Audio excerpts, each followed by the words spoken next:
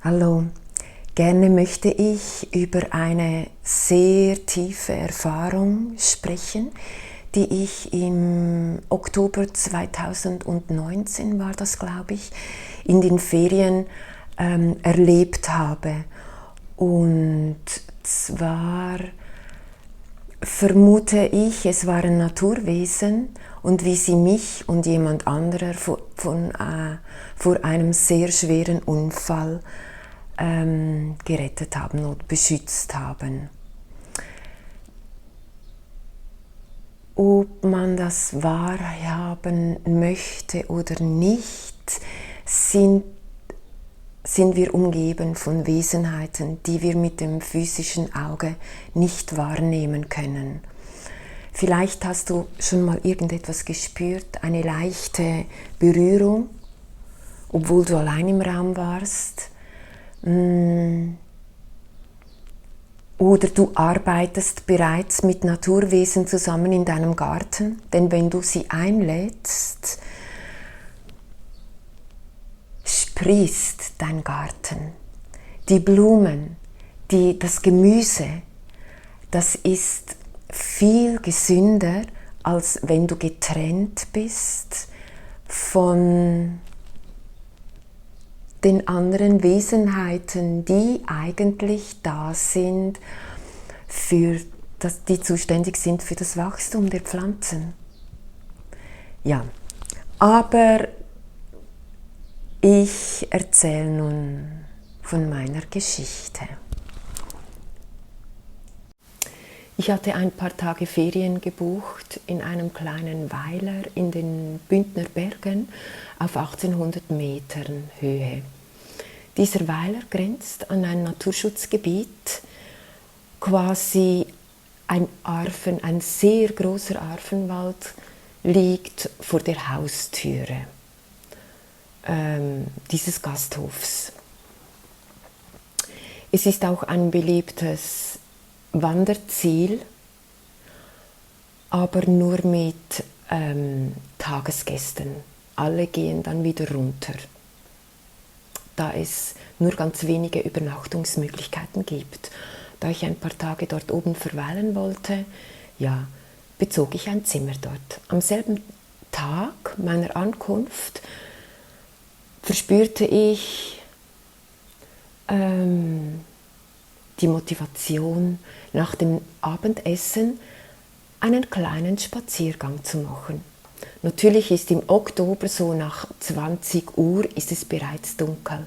Aber in den Bergen siehst du auch ohne Taschenlampe sehr gut. Es ist nie wirklich ganz dunkel. Also machte ich mich auf den Weg. Dann, nach ein paar Minuten, spürte ich ein Gewusel rund um meine Beine, so bis zu den Knien. Und ich dachte noch, was ist das? So etwas habe ich jetzt noch nie gespürt. Und ich blieb so, ich ging am Rand des Weges. Ich ging nicht in der Mitte des Weges. Und plötzlich hörte ich so ratternde Geräusche und ein harsches Bremsen. Da kam ein Mountainbike-Fahrer mit Karacho die Naturstraße hinunter, sehr wahrscheinlich von der Alp. Er ist diese Strecke sicher schon zigmal gefahren und hat nicht erwartet, dass jemand in der Dunkelheit dort spazieren geht. Wir beide waren zu Tode erschrocken. Und ich war wie gelähmt. Ich stand einfach still und zum Glück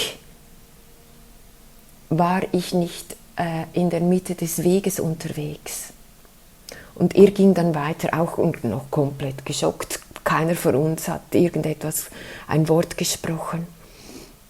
Und da ist mir aufgefallen, deshalb das Gewusel um meine Beine herum. Die hielten mich am Rand des Weges. die wussten, was geschehen wird. Ich bin heute noch so dankbar für diese Wesenheiten.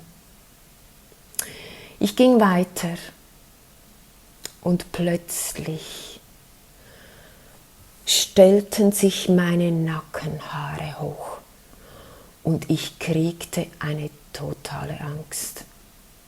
Ich wusste, da war nun eine Wesenheit, die stand hinter mir und die war nicht erfreut, dass ich unterwegs war. Ich stand still und entschied für mich, jetzt nicht energetisch reinzuschauen quasi, was das für eine Wesenheit ist, sondern ich wusste, diese war jetzt richtig sauer, dass ich da war. Also entschied ich mich für die Rückkehr. Ich kehrte um und ging zurück ins Dorf. Und diese Wesenheit hat mich bis etwa, ja, so schätzungsweise 150 Meter, vielleicht waren es auch 200 Meter vor Dorfbeginn hat sie mich begleitet, war immer hinten dran und ist dann gegangen. Ich spürte sie dann nicht mehr. Und da wurde mir bewusst, erstens, bevor ich losmarschiert war, hatte ich nicht nachgefragt, ob ich auf diesem Weg gehen darf. Mir wurde dann irgendwie bewusst, dass wir Menschen auf dieser Erde eigentlich nur Gäste sind. Es gibt Wesenheiten, die haben die Erde vor unserer Ankunft bereits bevölkert. Und wir haben in unserer Ausdehnung ihnen so viel Land weggenommen. Ich habe so das Gefühl, wir sind geduldet. Tagsüber auf den Wegen ist das okay für sie. Wenn wir aber die Wege verlassen, ist es immer, wäre es von Achtsamkeit, wenn wir die Wesenheiten fragen würden, ob es gestattet ist, jetzt so durch den Wald zu laufen, abseits der Wege. Denn abseits der Wege, dieses Gebiet ist von den Naturwesen bewohnt und belebt. Wir gehen ja schließlich auch nicht einfach ohne uns anzumelden, ohne zu läuten, ohne anzuklopfen, treten wir in fremde Wohnungen ein. Da haben wir auch Respekt. Ja, das war eine sehr tiefe Erfahrung für mich und das wollte ich euch weitergeben. Vielleicht möchtet ihr das nächste Mal auch fragen, wenn ihr durch ein Gebiet abseits der Wege geht, ob das okay ist, gestattet ist. Und wenn ihr nachts unterwegs seid, auch zu fragen, ob das okay ist. Ich denke, so in Naturschutzgebieten, in der Nacht sind dort fast kaum Menschen unterwegs. Das gehört dann wirklich den Wesenheiten, das Gebiet in der Nacht. Aber klar, in den Städten dürfen, das ist belebt von uns Menschen. Ja, es gibt ja Island zum Beispiel, habe ich gehört, wenn sie eine neue Straße bauen, die beauftragen vor dem Bau Menschen, die noch das Gespür haben, ob die